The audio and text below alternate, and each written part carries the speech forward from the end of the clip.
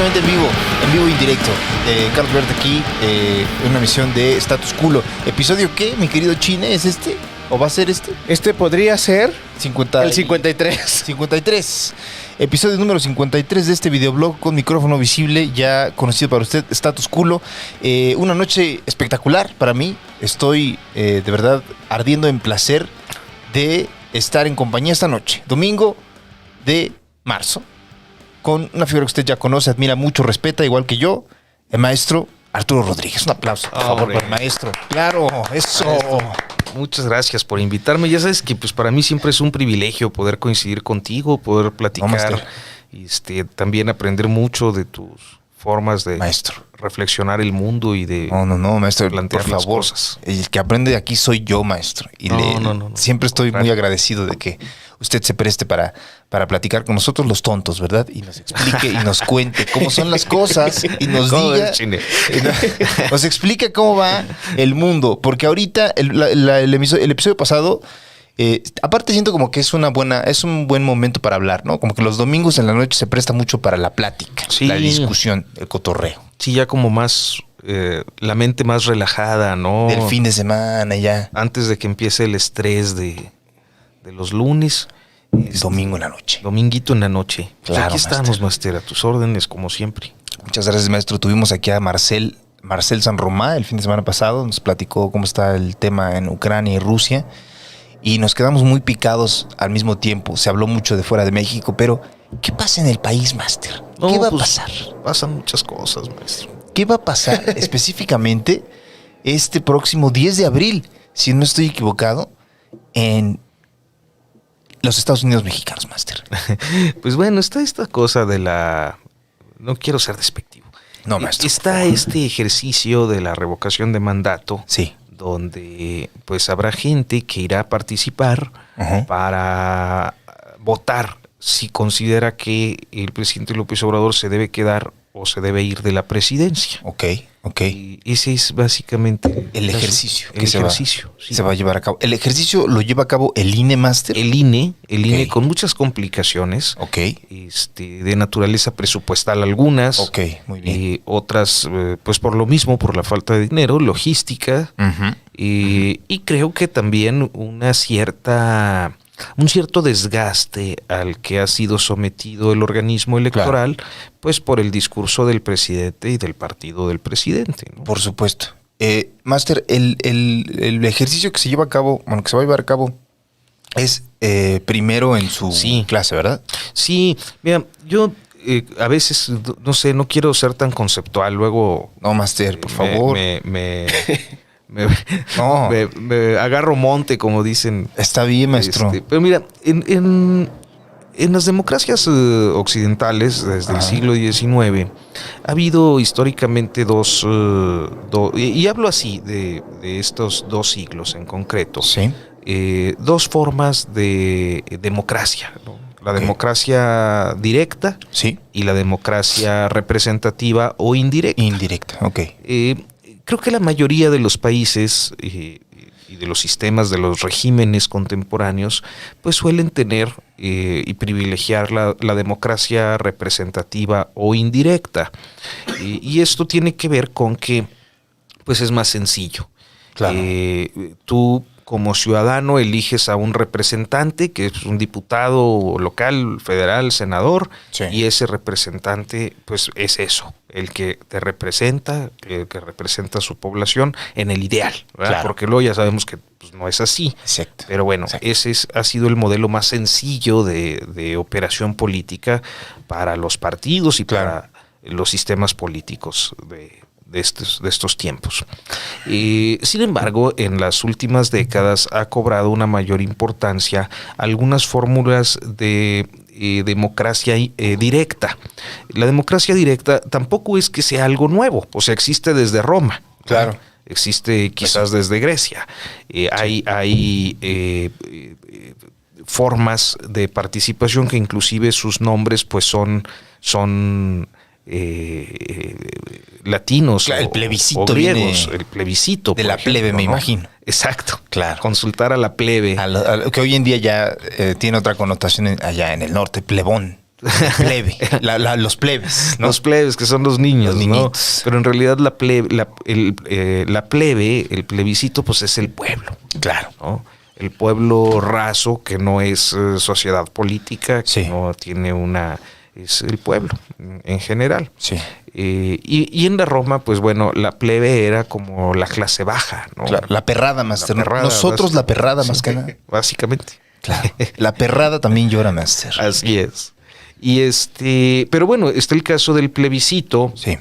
No es el único, o sea, está el plebiscito que viene siendo más o menos como la consulta popular. Ok. Y se relaciona con actos de autoridad o actos de gobierno o políticas públicas, decisiones. El año pasado tuvimos el primer ejercicio plebiscitario. Es cierto, ¿no? es cierto. Claro. La consulta popular para que ahorita vamos a la crítica de Sí. los modelos, pero bueno, era una consulta popular, un plebiscito para saber si el presidente López Obrador debía impulsar o no el juicio contra Claro. expresidentes de la República. Que básicamente mucho se dio a entender igual mal como para algunas personas que básicamente era los enjuiciamos o no los enjuiciamos, pero en realidad no recaía en el presidente la labor. Era como impulsar las acciones. Y hay otra forma que se usa menos, el referéndum, que también tiene esta connotación muy antigua. Latina. El referéndum, que es pues como una referencia, ¿no? Tiene como la misma raíz etimológica. Okay. Y los referéndum tienen que ver más con leyes o con disposiciones normativas. O sea, se toma una decisión y después se pone a votación si la gente la acepta o no la acepta. Sí. Okay. Por ejemplo, un referéndum que seguramente sería una tremenda derrota para la progresividad de derechos. Sí. ¿No? Imagínate que ponen a consulta si se mantiene la unión entre personas de un mismo sexo o no. Se hace un referéndum y es posible, bueno, yo no sé, pero por las sociedades conservadoras que prevalecen en México, podría pasar que no. Claro. ¿verdad? Pero sería eso, consultar una ley, una disposición. ¿Y es posible hacer un plebiscito para que se haga un referéndum? No, estos ejercicios que en general se conocen como plebiscitarios, todos, para activarse requieren un número determinado de firmas. Okay. De ciudadanos que acreditan su identidad con el documento de identidad, que es la credencial del elector. Sí. Entonces ellos firman y con la firma, alcanzando un determinado porcentaje de la población, pues entonces se acepta, se valida, tiene que pasar por el Senado, luego por la Suprema Corte y luego va la orden al INE para que haga lo que le corresponde organizar. Muy bien. Es más o menos el formato. En todo caso, lo que harías más que un plebiscito sería una recabación de firmas para pedir que se consulte algo. Por supuesto. Sí. Y entonces está el referéndum, que tiene que ver con leyes, sobre todo, con si estás de acuerdo o no con una ley. Sí. Hay otro mecanismo de democracia directa que se llama la iniciativa popular, que es cuando un grupo de ciudadanos se reúne y dice, queremos que haya una ley, vamos a suponer, tomando este tema de los derechos progresivos, legalizar el aborto. Vamos a buscar que haya una ley que norme el aborto. Sí. Entonces se consigue un determinado número de firmas y se somete a consideración del pueblo, consulta, si aprueban o no, y luego ya va al proceso legislativo, ¿no? Okay. Finalmente está la revocación de mandato, que es es un mecanismo de resolución de crisis. Okay. Principalmente es un mecanismo democrático para resolver crisis políticas. ¿Cuándo se presenta una crisis política? Yo pensaría en esto. Si en 2015 o 2016, por ejemplo, el país hubiera tenido las capacidades para realizar y no había no estaba normado, no existía en la ley, Claro. y hubiera existido la revocación de mandato, yo creo que en 2016 Enrique Peña Nieto hubiera tenido que dejar el cargo. Sí, pues sí. Ya era insostenible en ese momento, ya había pasado Ayotzinapa, ya había pasado la Casa Blanca y luego todos los escándalos de corrupción relacionados. Es cierto. Y ya estaba Nochixtlán. Entonces, si en ese momento hubiéramos ido a una revocación de mandato, pues la crisis política que se había generado con la toma de calles por mucha gente inconforme, indignada, con mucha inquietud en las oposiciones al PRI, Claro. sobre todo de Morena, Sí. con muchas críticas por el tema de derechos humanos, por todas las críticas del sector empresarial al tema de la corrupción, Sí. pues seguramente se hubiera ido, ¿no? Hubiera sido una forma de resolver una crisis. Claro. Y entonces aquí ya vamos a la condición actual. Pero no se llevó a cabo porque no existía, o sea, no era legal, digamos, llevar a cabo esto, o no estaba como... No estaba en la ley. Esto es algo que hizo esta administración. Exacto. Empezando la nueva legislatura en 2018, que fue por ahí de, no me acuerdo si julio, agosto. Sí. Entraron un poco Antes de que llegara el presidente, ¿no? Así es. Sí, es cierto. Ellos van impulsando y empujando estas iniciativas para crear los mecanismos de democracia directa, y finalmente terminan aprobándolos ya empezada la administración. Ok. López Obrador insistía mucho en que lo aprobaran. Claro. Yo creo que él tenía el cálculo político de realizarlos él por primera vez, por diferentes razones, ¿no? Claro. Y era la primera vez que, o sea, él quería hacerlo después de ciertos años en el cargo, o ¿por qué salió hasta el cuarto año de su mandato, Máster? No, creo que más o menos así está la norma. Ah, ok. Pero creo que también el cálculo político no solo era por un tema de historicidad, ¿no? Claro, quería pasar. De Y no pasar, otra cosa. sino que hay también algunos factores de pragmatismo político. Por ejemplo, el año pasado, en el 2021, tuvimos la elección más grande de la historia en cuanto a números de cargo. Ok. Fueron 15 gubernaturas, Cierto. fueron, no sé, como 1,000 o 2,000 y pico presidencias municipales, 30 congresos locales, la Cámara de Diputados federal, que son 300 distritos. Entonces era una elección enorme. Claro. Y la única forma de comprender el momento del 21 es pues bajo una fórmula de conservación de poder. Sí. Porque básicamente lo que sucede con el partido y la alianza que apoya al presidente López Obrador es que por sí mismos no valen. O sea, es muy difícil que los candidatos de Morena ganen por sí solos si no tuvieran la presencia del presidente. Claro.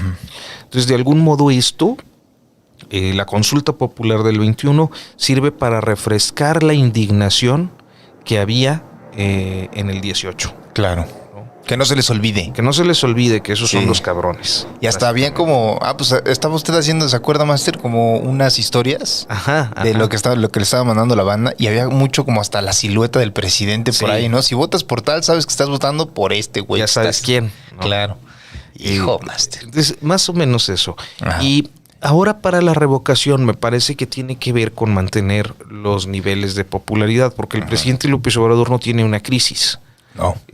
No hay una población mayoritaria indignada con su administración. Tiene un nivel de aceptación bastante alto, ¿no? Sí, debe estar un poco arriba del 50%, quizás por ahí del 54, 55%, que es muy bajo para cómo inició. Estaba altísimo, hasta la banda le pasó hasta lo de la gasolina, yo me acuerdo. Sí. Master. No, pues traía el 80%. Estaba altísimo, sí es cierto.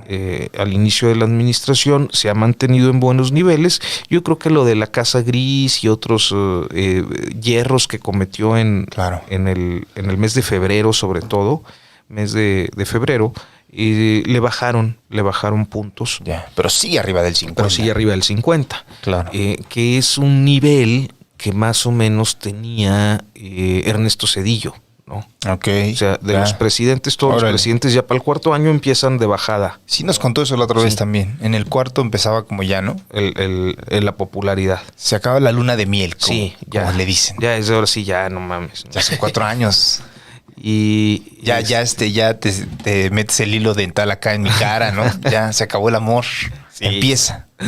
Claro. Entonces es un momento en el que creo que la revocación le permite volver a campaña. Porque en sí el ejercicio es innecesario. Sí. O sea, yo creo que nadie está cuestionando la legitimidad de su presidencia. ¿No? Entonces llama a esta revocación lo que le permite mantenerse en la opinión pública, le permite tener un enemigo a modo, porque no tiene enemigos de tamaño, ¿no? Sí. O sea, sus opositores son muy chiquitos. Claro. Nadie sabe ni quién es el líder del PAN o del PRI. Si tú le preguntas al ciudadano común, es como, no, pues no. ¿Quién sabe, no? Claro. ¿Será Diego Fernández? No, nadie sabe. Si acaso la única figura medio, bueno, no sé, igual yo qué verga sé más. Yo cuento chistes de penes flácidos, eso es a lo que me dedico.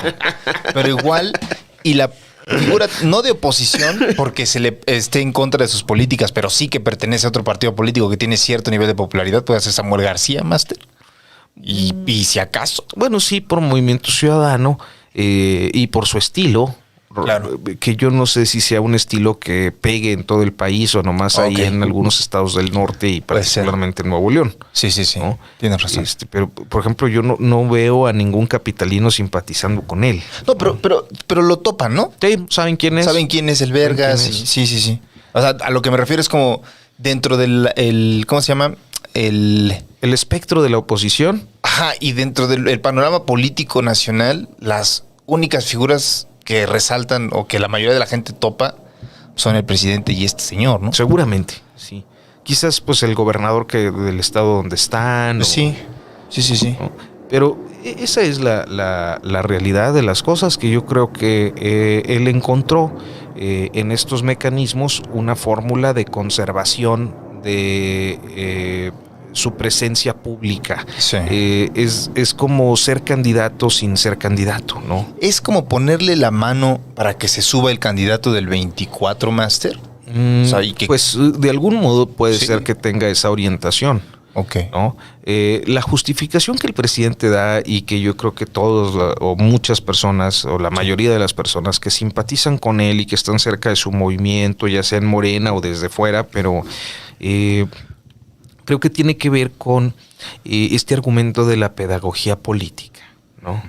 Está aprendiendo el pueblo la democracia directa. Claro. Está aprendiendo el pueblo a decidir, para que quede el precedente por si en el futuro hay un presidente pinche, no como yo, que soy muy bueno, ustedes sepan cómo hacerle, ¿no? Claro. Esa es más o menos la lógica. Sí. Y esa lógica, más que democracia, a mí me parece que encuadra en algo que en México ha sido persistente y quizás en todas partes con la vida política.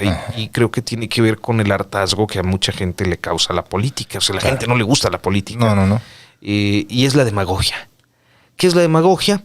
Pues es básicamente una práctica que se apoya en la sociedad, en el pueblo, a partir de estimular sus aspiraciones más elementales, más básicas,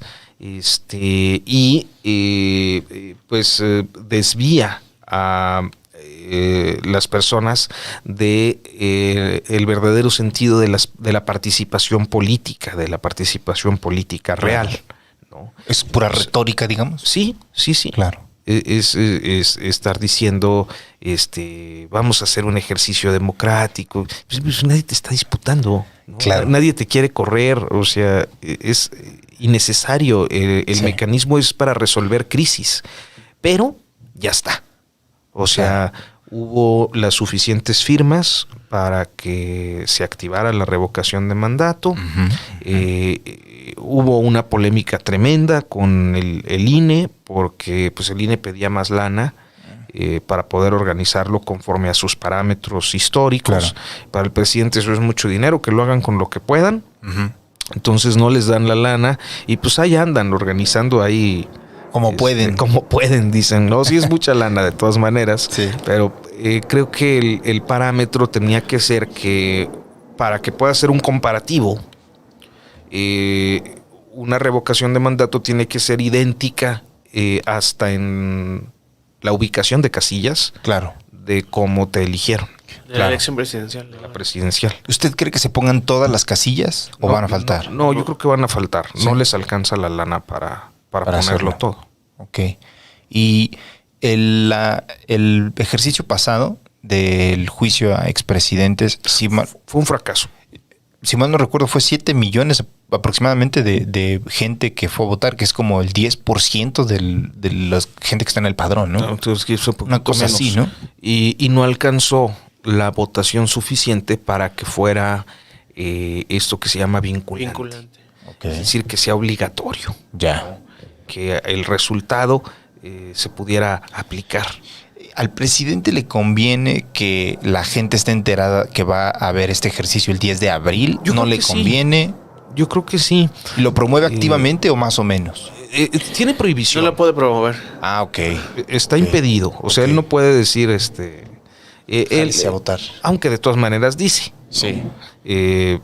Ya le han hecho varios exhortos de que Se calle el hocico. Sí, pero pues no. Está en la ley, o sea, no es, pero como está tan polarizado todo, entonces todo el mundo dice es el INE en contra de López Obrador. No, pues, está en la ley, ¿no? Claro. El objeto del escrutinio, pues no puede andar ahí haciendo campaña. Por supuesto.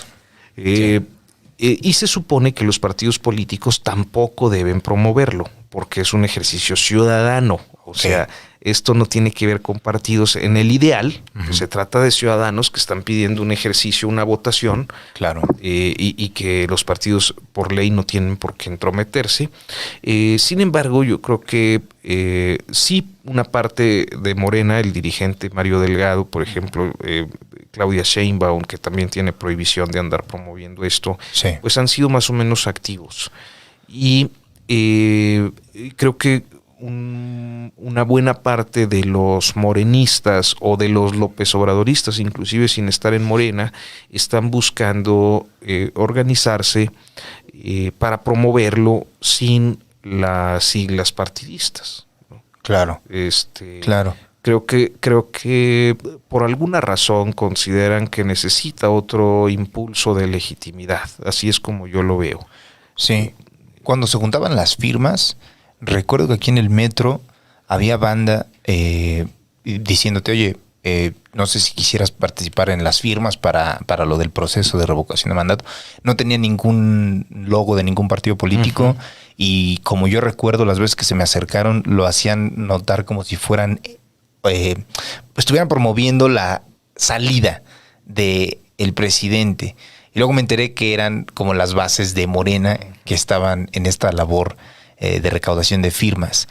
Fue la base de Morena que obtuvo la recaudación de firmas suficientes. O sea, este es un proceso que va a salir positivo para el presidente. Sí, entonces, okay. Sí, sin lugar a dudas. Okay. Por varias razones. Una es porque las oposiciones no están interesadas en votar ni en llamar a participar, ajá, básicamente porque saben que van a perder. Claro. Entonces, si tuvieran la más mínima posibilidad de conseguir el resultado de que se fuera, sí, pues estarían activísimos, claro, pero no lo tienen, ¿no? Entonces, ellos no van a participar. Creo que va a participar la base militante de Morena, sí, los López Obradoristas que no estén en Morena, pero que están pues entusiasmados, sí, con este presidente y con esta administración, y el ejercicio va a ser abrumador. Seguramente va a ser una votación altísima a favor de que siga, claro, con una votación bajísima que a favor de que se vaya. ¿Cree que sea más de los que votaron en la pasada o no, por ahí más o menos? No. Va a ser un proceso más limitado en participación, uh-huh, porque pues no tiene ningún atractivo. O sea, claro, cuando tú votas, normalmente lo haces pensando en que alguien te puede mejorar las condiciones de vida. Exacto. Pero pues aquí ya está. Y ni siquiera existe una figura tal cual que uno tenga en mente para decir, bueno, lo saco a este vergas y meto a este otro vergas. Exacto. Es Claro. Sí, entonces pues no, para aquellos ciudadanos que no están ni con uno ni con otro, pues tampoco es algo que particularmente les interese, ¿no? Sí. O sea, es básicamente darse un like en Facebook a su publicación. Es lo que va a hacer. Y eso le va a servir de aquí al 24. ¿Usted cree que hay algo que pueda pasar? ¿Qué puede pasar? Pues ya entrados en tema. Bueno, le sirve desde ahora porque hay que recordar que hay 6 gobernaturas importantes, algunas de... Con importantes me refiero a los montos presupuestales y a la población que habita y a los intereses que puede haber en una región. Hay 6 estados que van a tener elecciones este año. ¿Cuáles son, Master? Unos que son un par de meses después de la consulta, ¿no? De la revocación. Entonces, también eso pues tiene un peso importante, ¿no? Sí. Son Aguascalientes. A ver si los puedo decir por orden alfabético. A ver. Si no, ahorita, pues así como salgan. No, ya no salieron. Aguascalientes, Durango. Hidalgo. Ahí la llevo. Sí, ahí la va. Quintana Roo, Tamaulipas, y me falta uno. Que debe ser más chiquito, así como... ¿Qué, Colima? No, grandote, Oaxaca. Es Oaxaca. Son los estados donde habrá elecciones de gobernadores en junio. Y pues la revocación también es como... Ayuda para posicionar al candidato del partido. Claro, es como tener al presidente López Obrador a mitad de tu campaña electoral en tu estado, ahí jugando. Aparece su cara. Exacto. Claro. Como si hubiera una portada, ¿no? De una revista. Ajá. Y él como que medio sale ahí tantito. Sí. Para que la se asoma. Sí, claro. Híjole, maestro. Me recuerdo también a veces cuando invitan a uno a abrir sus shows de comedia. Oye, pero te podemos anunciar a ver si levanta tantito la yo te quiero venta. llevar cada rato a Notas Sin Pauta para que me levantes el rating porque nadie va. No, más que no, por favor. Que seas mi López Obrador. Voy a ser su López Obrador, maestro. Cada vez que usted me diga, voy a hacer una consulta para que la gente diga si vamos o no vamos a Notas Sin Pauta y o nos quedamos aquí en status quo. Maestro, lo que se puede obtener de este ejercicio, no le va a afectar al presidente. ¿Le va a afectar a la oposición el resultado de esto? ¿Con qué manera, maestro?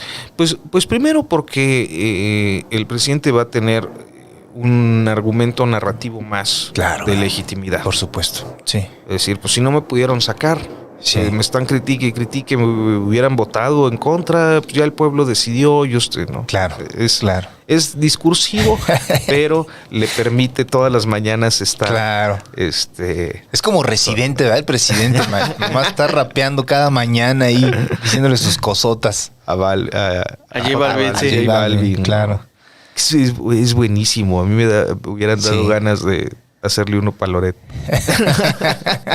¿Se escuchó la rola, maestro? Claro. Está bien buena, la escuché 3 veces. Uf. O sea, porque dije, quiero otra vez. Sí, porque hay referentes que a lo mejor yo no entiendo. Claro.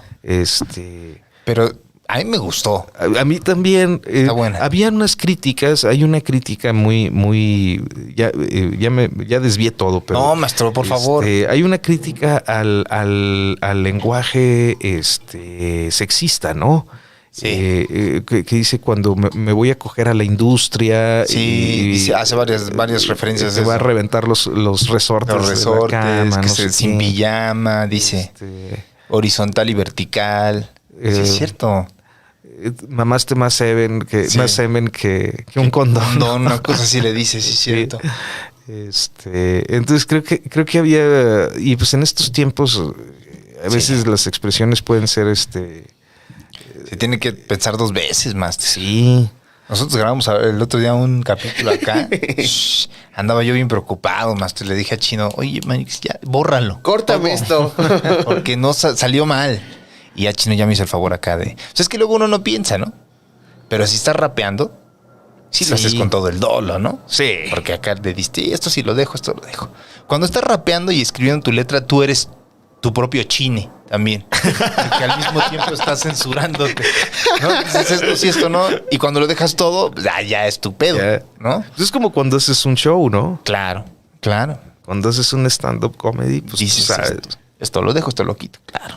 Por eso me gusta más, porque hay más tiempo de pensar lo que uno va a decir. Y luego el podcast, todo el tiempo le estoy diciendo chido. Es que me dije una burrada, se me pasó, no lo pensé. A mí, o sea, honestamente, a mí, sobre todo ahora que han estado saliendo, hubo una polémica muy grande por Raúl Olmos, el periodista de lo de la Casa Gris, que hizo unos comentarios en su clase de periodismo en el CIDE, y una chica alumna lo grabó. Ok.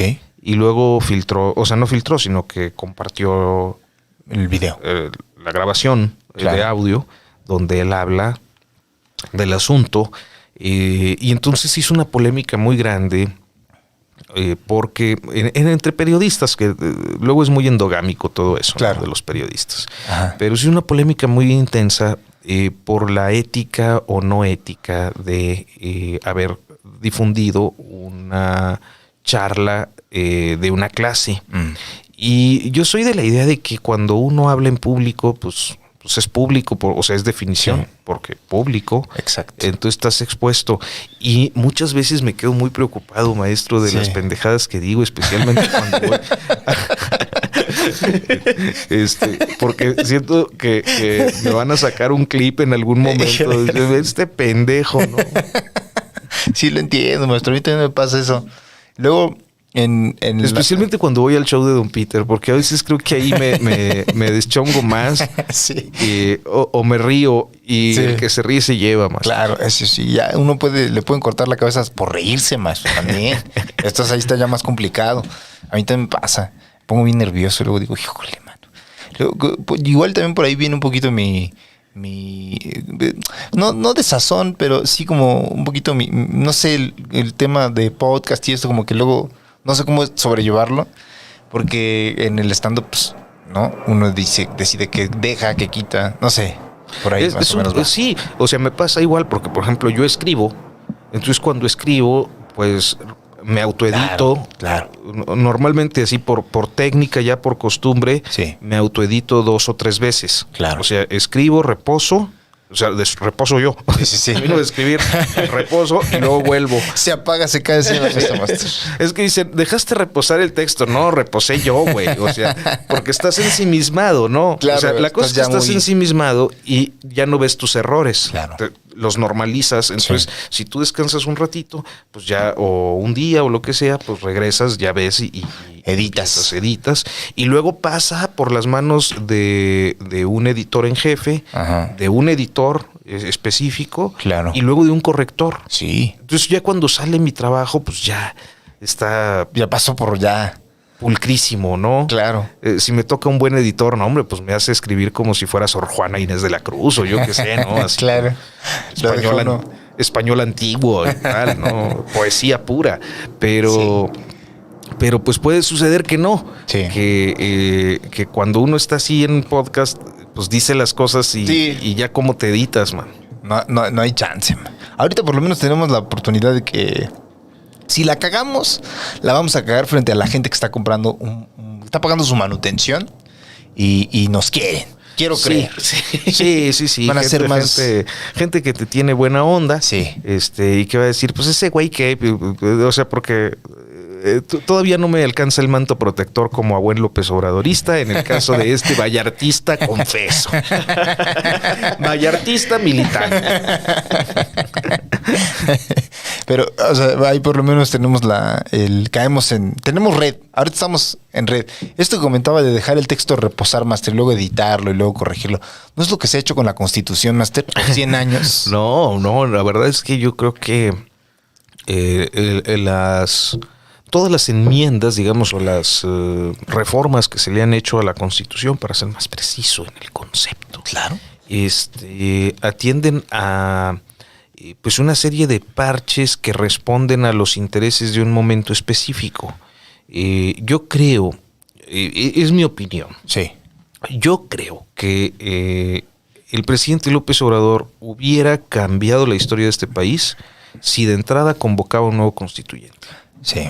O sea, si verdaderamente esto fuera un proceso de transformación, debió convocar a una nueva constitución, porque la que tenemos es ya una cosa parchada, vieja. Sí hay reformas importantes, pero me parece que ya es un texto muy desarticulado, muy desilvanado, que tiene un montón de derogados, de modificados, cambios que no sé cuál podría ser en este momento un artículo o una norma anquilosada, porque pues, hay muchas reformas, pero me parece que hubiera sido bueno darle una organicidad y un nuevo documento constitucional al país. Él habló de eso, ¿no? En algún momento. ¿Sabes qué es lo que creo? Que para lo que quería hacer como presidente no le daba el tiempo. Claro. O sea, se hubiera metido en una bronca tremenda, estar batallando con los opositores, estar batallando con pues los intereses corporativos enormes que se podrían oponer, estar batallando inclusive con el contexto internacional que pudiera estarlo presionando.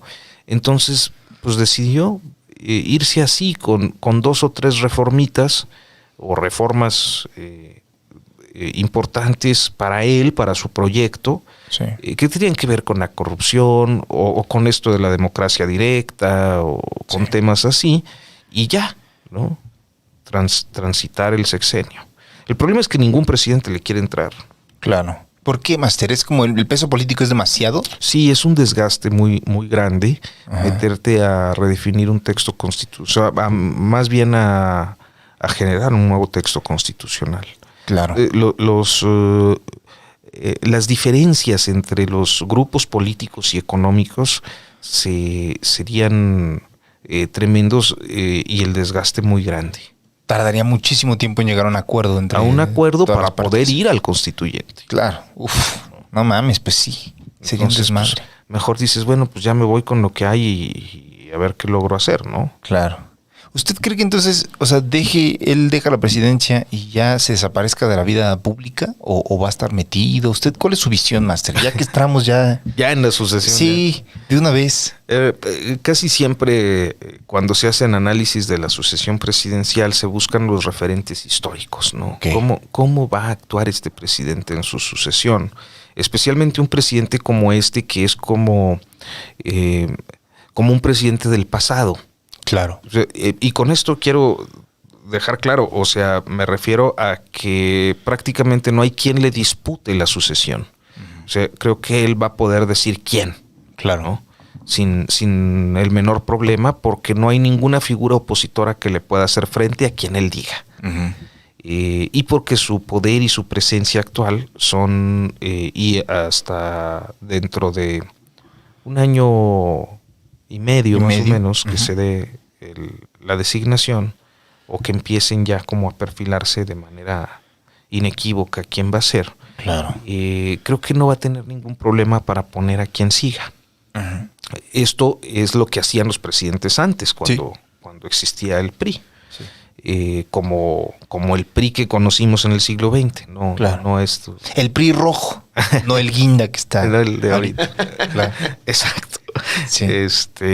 Y entonces en esa dinámica de poder poner al sucesor, yo creo que el presidente López Obrador tiene 2 posibilidades y las 2 posibilidades son reales, son válidas, son posibles, o sea, son posibilidades.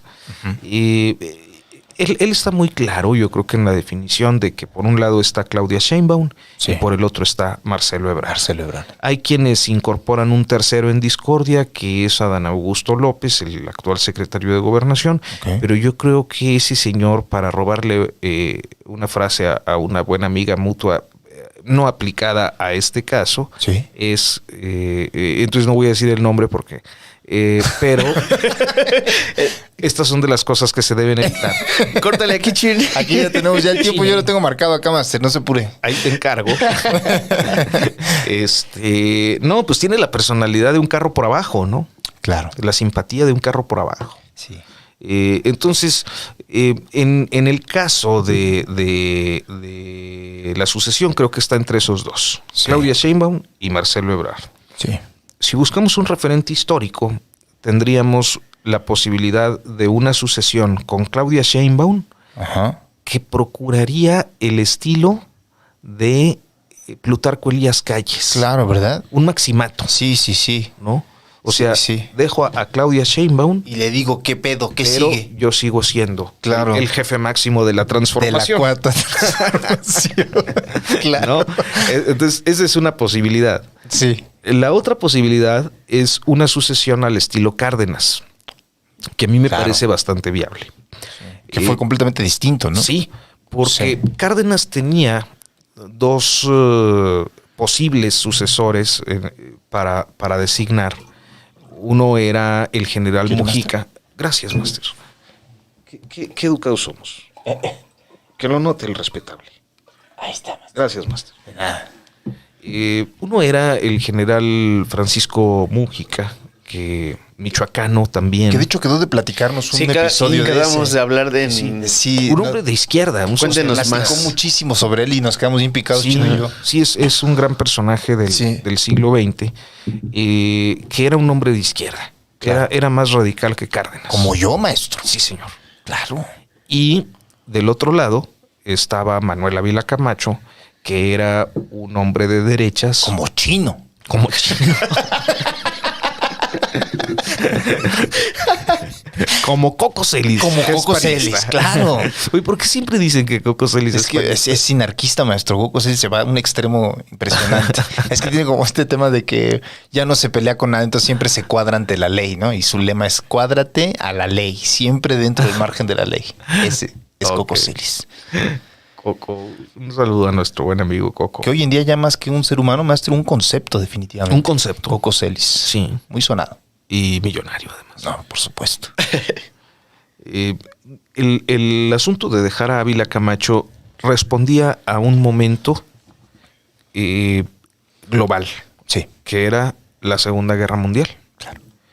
Y la necesidad de tener a un interlocutor eficaz con un gobierno que no quería comunistas cerca. Es decir, el de Estados Unidos. Entonces, el general Cárdenas, yo creo que con todo su pesar, dice pues que sea Ávila Camacho, porque es el que puede tener una buena relación con los gringos, no es de izquierdas, pues Mujica era imposible. Claro. Si trasladamos el momento a lo que estamos viviendo hoy, yo creo que tendrías que tener una decisión así. Una decisión que te permita tener un presidente en México capaz de navegar en el mundo, en un mundo que, bueno, ya no está al borde de la guerra. Ya hay una guerra. Claro. Una guerra que tiene a todo mundo en estrés constante, sí. porque el señor Vladimir Putin es rudo. Claro, máster. Y cuando amenaza, no anda pendejeando, ¿no? No, te voy a matar, güey. No, de verdad él va y a la yugular, máster, a la medianoche te agarra, ¡pum! Entonces, estamos en una situación que aún resolviéndose como todos quisiéramos, ¿verdad? Todos tenemos así como la de que ya se resuelva, que le den Crimea y sus pinches provincias y ya no... Que se acabe todo el pedo. No haya guerra mundial y tal, ¿no? Sí. Creo que las tensiones van a continuar porque no solo es Rusia-Ucrania.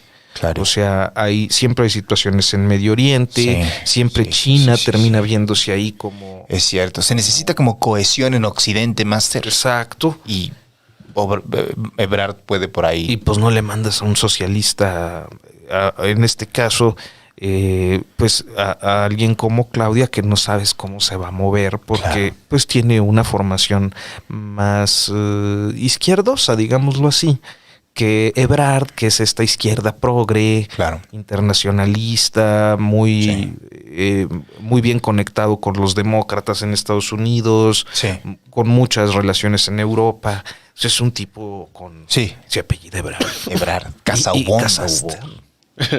Tiene estos apellidos de los que hablábamos, ¿no? Sí. Era de que suena música de cámara cada vez que se escuchan los apellidos. Hoy es que no se da cuenta uno de cada cosa. Hoy hice un guión. Ajá.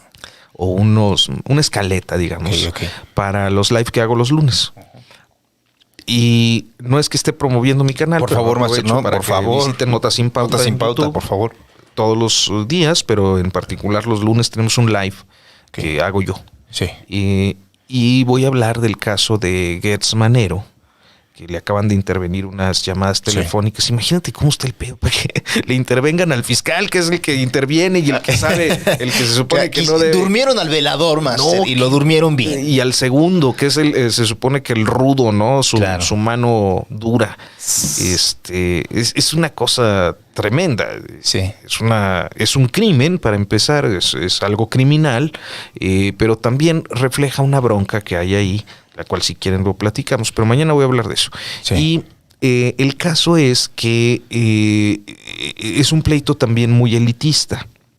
Él pues está metiendo al bote quiere meter al bote a la mamá, o sea, a la abuelita de la esposa de Alfredo del Mazo.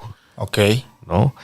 Y a su tía y a su mamá. Y entonces este tipo empezó a... Sí, un tema de su hermano. Un señor que falleció ya, también de edad muy avanzada. ¿El hermano del fiscal? Federico Gertz Manero. ¿No estaba él en unos papeles ahí de Panamá, Master? Sí. Y ya pero ya falleció en 2015 y fue una cosa pues muy fea, porque básicamente murió muy enfermo. Uh-huh. El fiscal ha acusado a su pareja sentimental, su pareja de 50 años, sí, que es esta señora Laura Morán, me parece, uh-huh, de haberlo dejado morir junto con las hijas que no le dieron atención y que pues el señor se enfermó mucho porque no lo atendían y tal. Y entonces encausa un juicio y bueno, pues está en la cárcel una de estas señoras, Alejandra Cuevas Morán. Uh-huh. Y entonces me metí a hacer como para ver cómo era este pleito de élites. Es muy interesante, fíjate, es otro clan centenario. Resulta que el abuelo del fiscal Gertz Manero, uh-huh, en 1902 fundó acá en la Ciudad de México una ferretera muy grande que se hizo histórica. Uh-huh. Era, si no me falla la memoria, Homer, Herman y compañía. Okay. Es una casa como la casa Boker, ¿no? Enorme, uh-huh, que pues fue la principal. Y se hicieron tan ricos esta familia que inclusive fueron los fraccionadores de las Lomas de Chapultepec. Okay. Y resulta que la casa de los Gertz Manero, mucha gente la conoció, estaba en Paseo de la Reforma, justo enfrente de lo que es la glorieta de Petróleos. Okay. Era la primera casa de las Lomas porque ellos iniciaron las Lomas. ¿No? Y bueno, pues la tumbaron hace unos 10 años esa casa. Ahora hay uno de estos edificios enormes que han hecho ahí. Pero bueno, resulta que pues era rico el señor. Y vas viendo qué era lo que hacían, por qué construyeron, cómo construyeron. Era una casa, en diseño se diría una reducción. Una reducción de la Casa Blanca de Washington. ¿No? Ok. Y bueno, pues me llamó mucho la atención todo este tinglado de relaciones familiares, porque otra vez vemos estos pleitos. El otro pleito que tiene Gertz es con los Jenkins. O sea, son pleitos de familias. De familias de élite. Hijo. ¿No? De mucha lana de hace 100 años. Claro. O sea, siempre han estado ricos y en el poder de algún modo. Peleándose. Naturalmente. Riñas que no se resolvieron en el badminton, maestro. Casi siempre terminan las sucesiones peleando, ¿no? Los herederos. Sí, siempre. Heredando peleas. Terrenos y peleas. Sí. Es lo que heredan. Y uno no heredó más que problemas. Nomás tengo mi vida, por Dios, como dice la señora del video de AMLO. Sí, no tengo más que mi vida, por Dios. Sí. Es lo único que le damos, maestro. Así es, Master. Pero bueno, ya que abordábamos este asunto de las genealogías, pues sí, ahí siguen. Sí. Siguen ahí presentes siempre. Sí. Sheinbaum, no sé, yo creo que su apellido es de ascendencia ¿Judía? ¿no? Sí, ¿no? Al menos el Sheinbaum, el Pardo, no sé. Sí. No tengo. Sí está muy relacionada con la comunidad israelita o México-israelita en México. Eso pues es público y notorio, ¿no? Sí, claro. Y Claro. pueden celebrar más con, yo creo que con la comunidad libanesa. Es cierto. Pero igual está, como lo decía, hay mayor conocimiento de cómo sería el proceder político de Ebrard por sobre el de la jefa de gobierno, ¿no? Si en caso de que se fuera a designar a uno de estos dos para la sucesión. ¿Y Monreal no figura por ahí ni tantito, nada? No, yo creo que Monreal, pues sí le gustaría, y quizás su posición de poder hasta hace un año le permitía tener más o menos la aspiración por ahí presente. Ajá. Una posición de poder que controlaba varios estados de la República a través de políticos de Morena, senadores que estaban bajo su liderazgo y que terminarían convirtiéndose en gobernadores. Uh-huh. Entonces tenía como esta posibilidad, pero creo que entre el adelanto de los tiempos y las responsabilidades que le imputan por las derrotas electorales el año pasado, Ya. Quedó muy maltratado. Okay. Y hoy creo que pues lo que está construyendo es su supervivencia política. Okay. La posibilidad de poder tener fichas para poder negociar con el que sí sea. Dice, bueno, yo te apoyo, Manix, pero me toca esto. Claro, claro. ¿No? Sí. Uf. Andan ahí ya, se van a estrechar manos. Sí. Y se van a escuchar varios Manix. Él es muy enemigo, él ha sido enemigo desde hace mucho tiempo de Sheinbaum. Yo creo que su ruta natural sería con Ebrard. Claro. Sí, porque él quería ser, ¿no? Dice, ¿no? Sí. Él quería ser el jefe de gobierno de Ciudad de México. Sí, y dejaron a Sheinbaum. A Sheinbaum, es cierto. Lo que pasa es que si hubiera sido jefe de gobierno, yo creo que ya era imparable, ¿no? Claro. Pero pues dejarlo ahí en el Senado es una figura que se nota menos. Sí. Pero sí estaba construyendo hasta que una serie de errores lo terminaron dejando pues muy maltratado. O sea, Monreal desayunaba una vez al mes con el presidente. Ya hace como un año que ni lo topa. Güey, ni te topa, ni lo topa, le dice. Sí. Le manda WhatsApps, nomás le dice eso, ni te topo, güey. De vez en cuando. Sin provocación. Pero pues básicamente le ha dicho eso. Cuando le preguntan a López Obrador que quién va a ser el candidato presidencial, él nunca menciona a Ebrard, a Monreal, por ejemplo. Entonces, ese tipo de cuando se metió ahora en la bronca esta con el gobernador de Veracruz, que sigue, ajá, una bronca muy, muy rara porque uno de los colaboradores de Monreal está acusado de matar a un cabrón político de Movimiento Ciudadano en Veracruz. A la verga. Lo meten al bote y entonces Monreal acusa al gobernador de una venganza política, gobernador morenista, Cuitláhuac García. O sea, él sí te pelea. Sí. Eso se dedica a Monreal, a pelearse. Sí, y además sí sabe pelear. Bien. Sí ha hecho llorar a varios. Pum barras, llora. Les escribe varios raps como Residente. No me acuerdo pero es que además era en su, o sea, lo goza, ¿no? Ya. Como Residente lo hace para divertirse. Sí, dice, esto lo hago para divertirme. Hubo una, por ejemplo, había un político que era muy cercano al presidente, antes de ser presidente, Martí Batres. Claro, sí es cierto. Es un hombre que ha navegado ahí en los partidos de izquierda. Sí. Yo no le conozco escándalo de corrupción, no sé que se haya enriquecido, pero creo que como por alguna razón no tiene muy buena relación con diferentes sectores del propio morenismo. Sí. Y no siempre tiene buen cartel en los medios, que es ni siquiera en los de izquierda, ¿no? Hay siempre situaciones. Pero bueno, no me parece que sea una mala persona ni un mal perfil, ¿no? En términos de esta maldad perversa de hacer chingaderas, ¿no? Sí.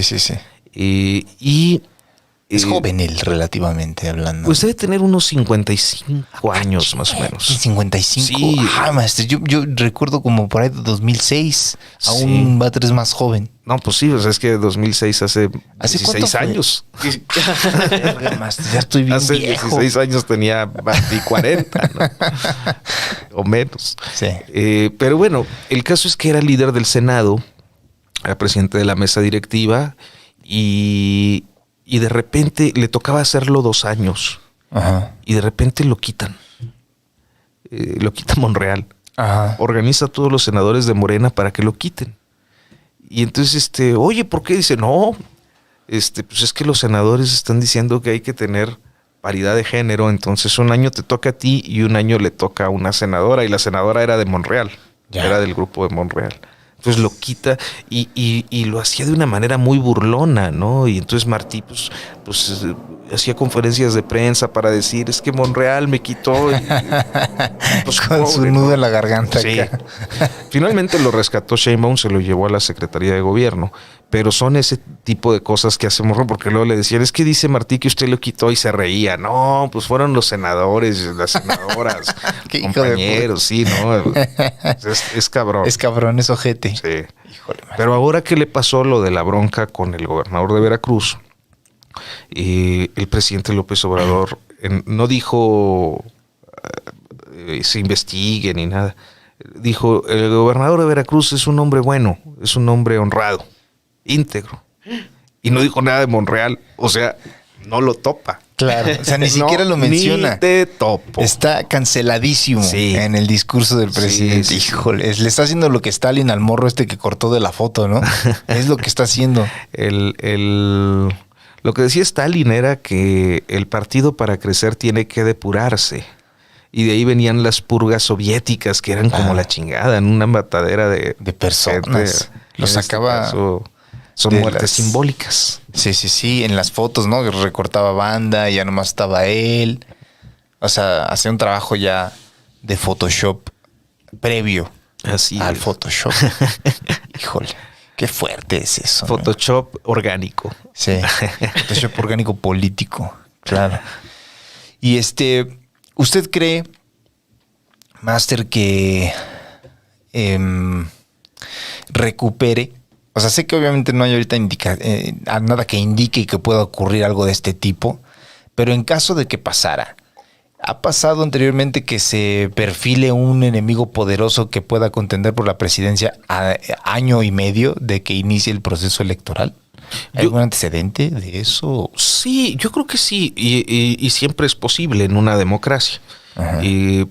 Lo que sucede es que, mira, las elecciones en México no son como que cada quien hace campaña y todo el mundo va y vota y entonces gana las elecciones dependen de muchos factores. Dependen, por ejemplo, de la construcción de estructuras electorales. Las estructuras electorales movilizan gente para ir a votar. Si tú no tienes una estructura, aunque tengas mucha popularidad, es muy difícil que tú logres posicionarte. Okay. Entonces es un primer factor. La disputa por las estructuras está. ¿Y qué es lo que hacen? Pues que de repente tú ves a Sheinbaum o a Ebrard visitando estados. Ajá. ¿No?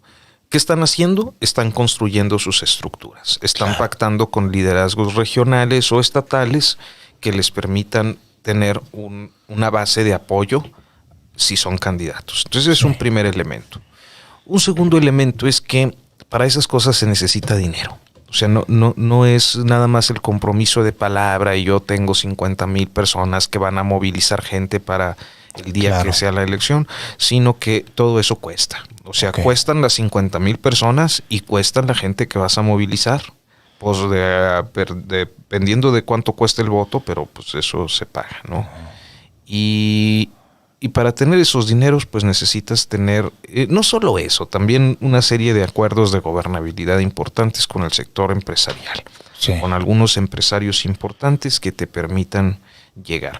López Obrador lo hizo. Sí. O sea, ahí está su consejo consultivo empresarial, están los magnates, no hubiera llegado sin magnates. ¿No? ¿En 2006 sí hizo eso o no? No. Ahí fue por eso que se le pusieron. Yo creo que en ese momento fue tan difícil. En 2012 todos los magnates estaban con Peña. Claro.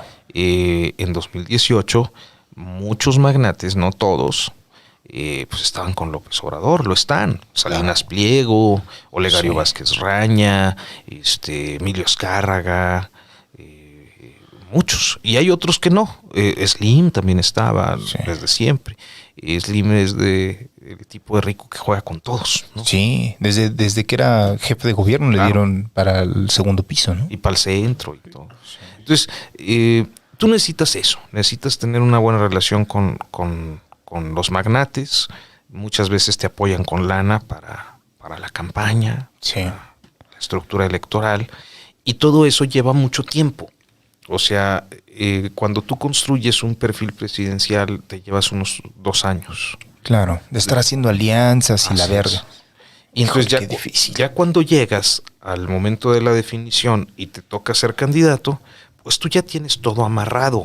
Ya lo único que haces es que vas por los votos que efectivamente sí son votos ciudadanos, que son los que sí van y votan porque te convencen en la campaña, porque consideras que este es mejor que otro, lo que sea, pero que son una franja, que es la que hace la diferencia. Okay. Entonces, yo creo que si tuviéramos un escenario en el que alguien pudiera disputarle la presidencia a Morena, tendría que ser en este momento su aparición.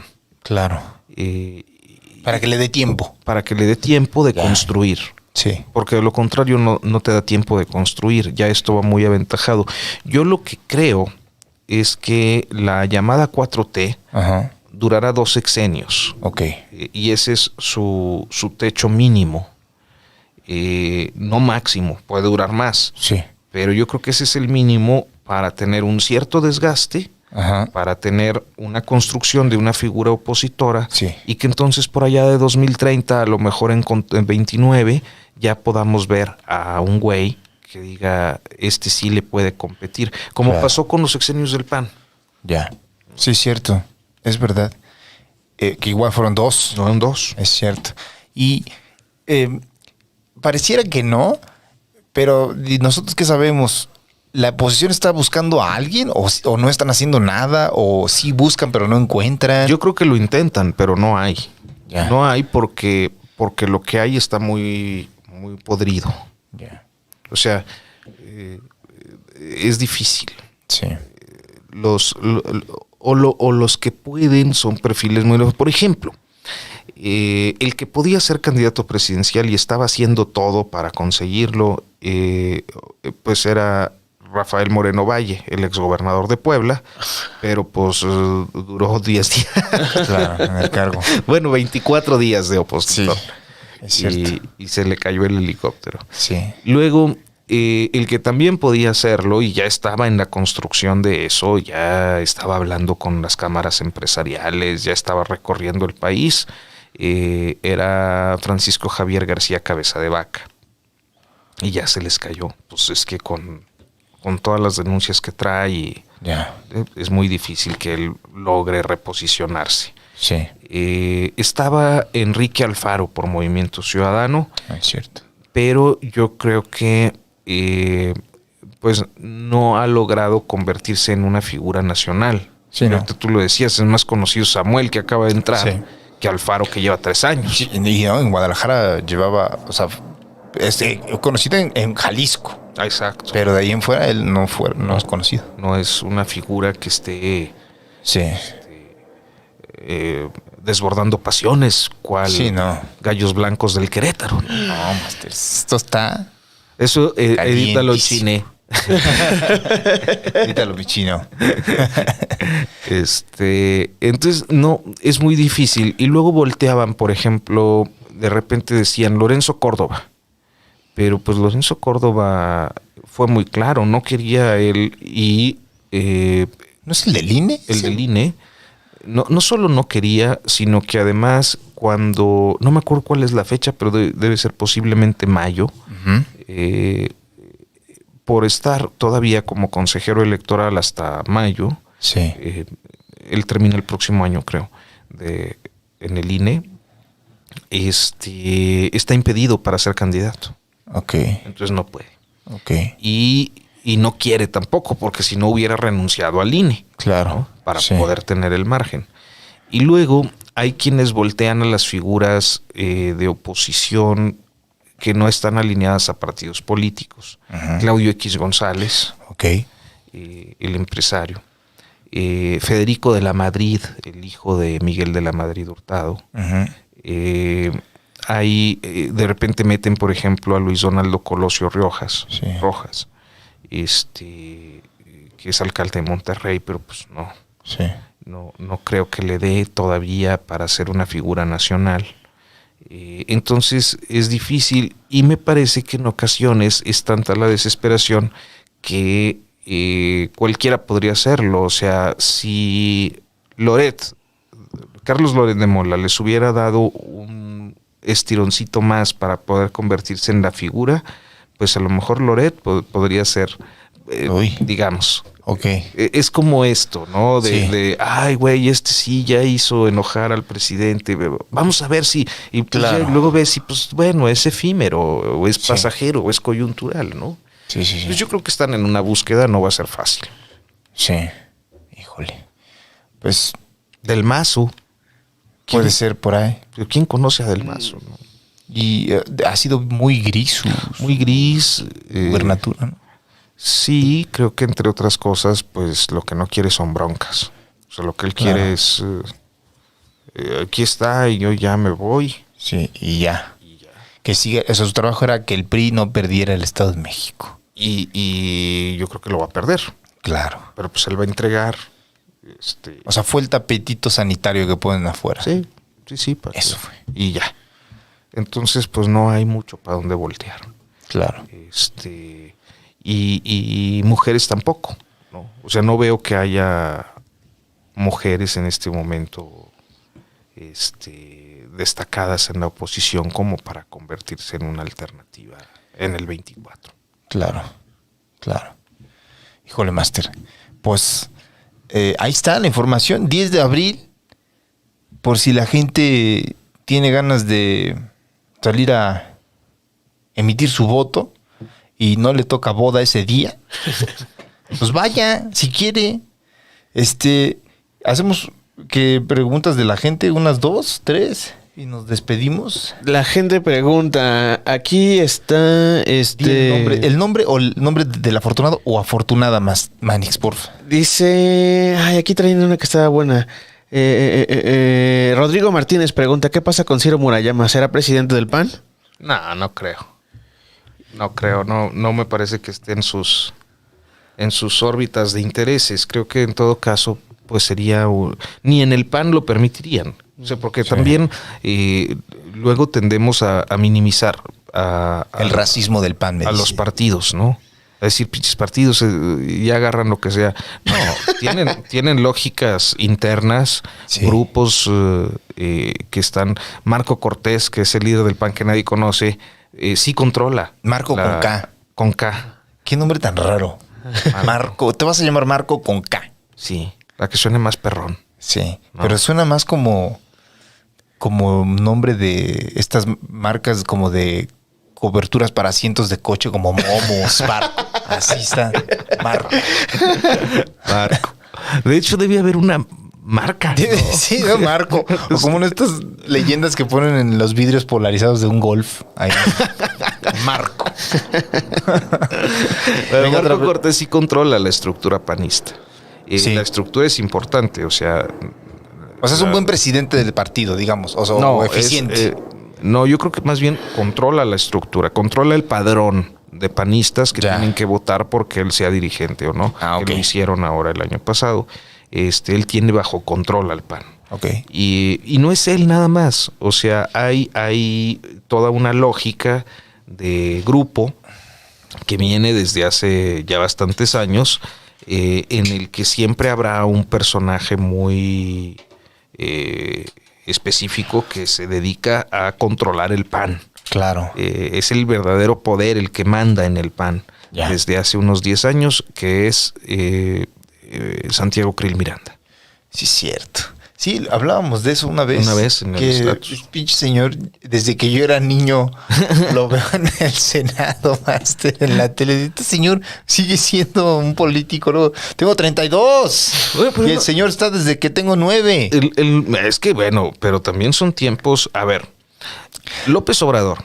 Sí, no, también. Lo vemos desde el 94. Desde antes que yo naciera, máster. Roberto Madrazo, que es el archienemigo de López Obrador. Ahorita no lo vemos mucho, pero él es el que está detrás de Latinos. Ya. ¿No? Por ejemplo. O sea, no se ve, pero ahí está. El Bester Gordillo. Sí, no. Un Pancho, no sé cuántos años. Que se acaba de casar, ¿En máster. qué año naciste, Master? Yo en el 90.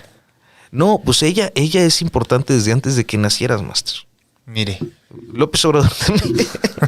Desde los 80, ¿no? El 88 fue candidato a gobernador. Quería ser para Tabasco. Sí. Entonces sí, tenemos veteranos. Se eternizan ahí ya, máster. El fiscal general fue el de la Operación Cóndor en el 78. No mames, o sea... Hijo, maestro. Gertz Manero. Burocracias eternas tenemos en este país. Sí. Ebrard, ¿cuántos años tiene Ebrard desde Salinas cuando era líder del PRI? Ya sonaba, ¿no? Él era asistente de Camacho Solís, ¿no? Y fue líder del PRI capitalino de la Ciudad de México.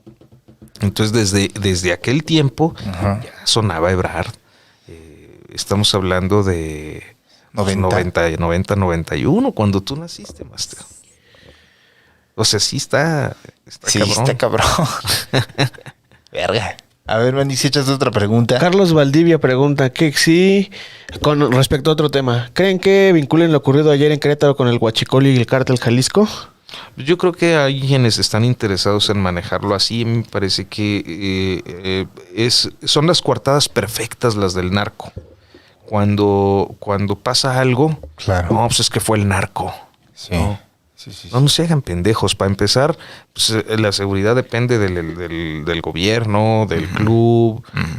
Ahí estaban desde temprano seguridad pública del estado tuiteando. Sí. Aquí estábamos cuidando en plena seguridad y armonía. Sí. Entonces, yo creo que cuando las responsabilidades políticas se quieren obviar, pues se filtran y hay periodistas dispuestos a publicarlo sin más. Claro.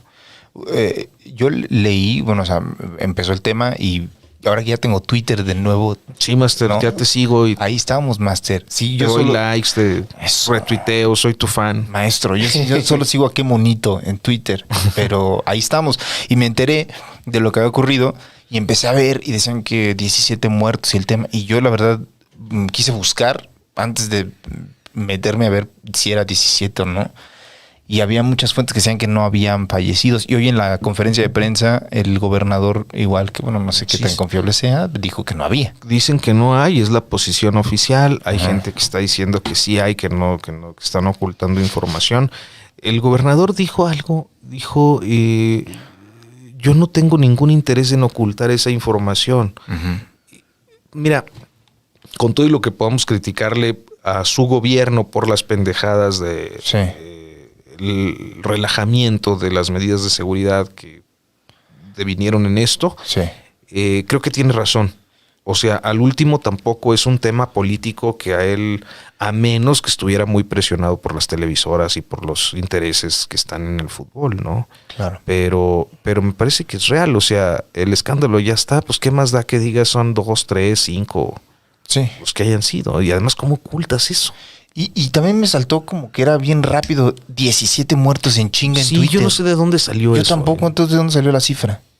Hubo un momento hasta que estaban dando 10 más, 27 muertos. Sí, 22 y luego 27. Estuvo rarísimo el manejo de la información también. También ahí puede entrar mucho en tema qué tan confiables son los hashtags y lo que trendea, ¿no? En su momento. Sí.